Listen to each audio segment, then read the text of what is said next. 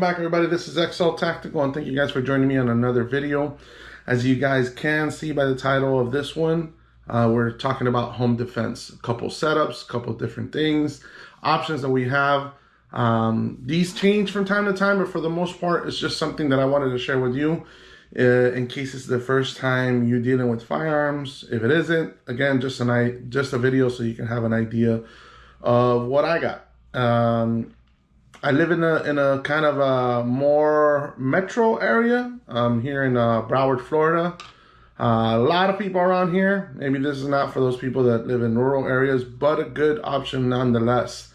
The way I have is the way I train, the way my family knows, the way they're familiar with the firearms.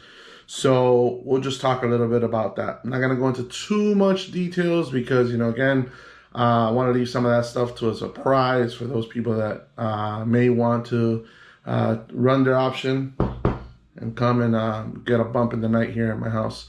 But if you've already subscribed, awesome. If you haven't, please consider it. And then, you know, if you're finding this information useful, hit the like button and share it. But here we go. I'm going to be talking a little bit about that. Here in front of me, I have my little sling bag, which I'll show you what it would look like if I'm carrying this off body. Sling goes over me. You can carry it in the back, which you probably don't want to do, or you can carry it in the front. And if you're going around anywhere, like the mall, supermarket or something like that, you can have this with you. A plus for it, if you don't have, you know, a belt on or anything like that, you can carry your firearm here. What's another benefit from it? You can carry a whole bunch of other stuff from there.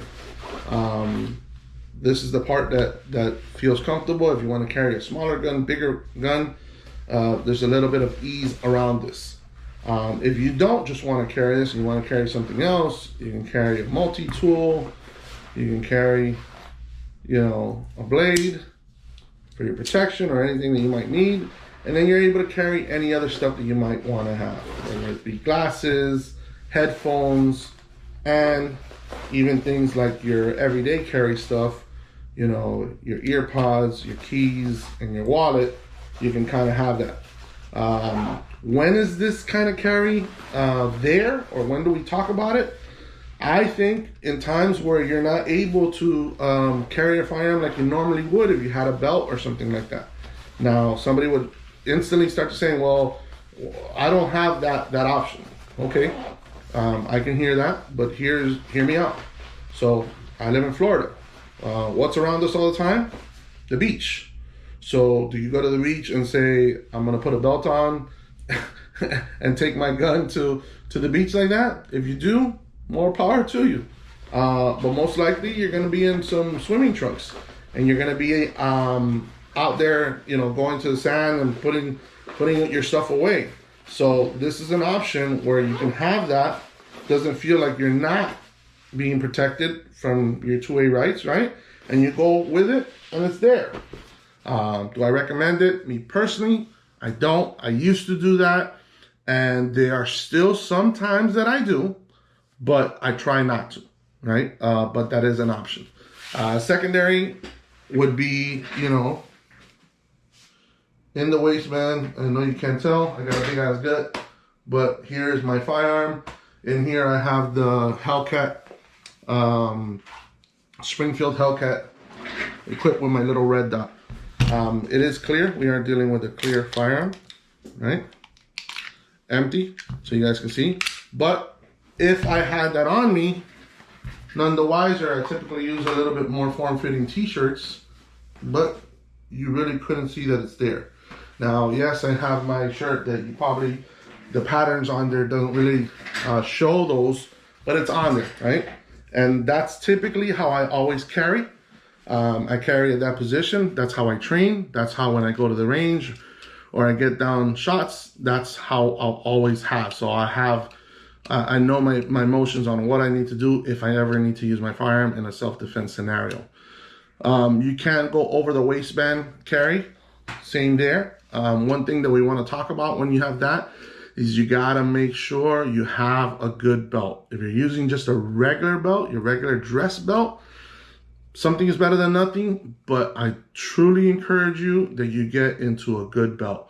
I'm going to be talking later on in another video, but we have been sponsored by someone, and I'm not going to talk about it now, but if you know Core Essentials, then that's an option that you guys want to go. Normally I use right now Blue Alpha tier belts, which I love and swear by. I have 3 of them. I've used them for over 2 years, and they are comfortable. They hold up sturdy. They hold up your firearm.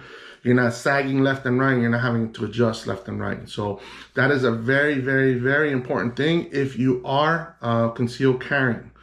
Lastly, what we'll talk about is something that is out there. I know a lot of folks own firearms in this particular caliber, but is a pocket carry. So what's pocket carry? It doesn't have to be .380. It can be a revolver. It can be a small handgun. It can be something that just kind of fits in your hand. And where does that fit in? I don't know that you're going to be able to tell, but if I wanted to pocket carry this, here's my pocket, put it in there, and no one would be the wiser. It's there. If I wanted to carry something like that, I can always come out, present my firearm. Obviously, I'm showing different actions into it, but it would have been already loaded. Right now, since we are filming this, it is empty, but that's what it would be under. And you can get different holsters. You can get a little sticky holster that can kind of sticks into your pocket there, but you pick it, throw it out, and your firearm's ready to go. So those are 3 options that we talk about there. We have the off body, we have the concealed carry, inside or outside the waistband, or we have the pocket carry, which are all different options. And if you guys are doing any one of those or none of those, you know, here are some options that you guys can take a look at.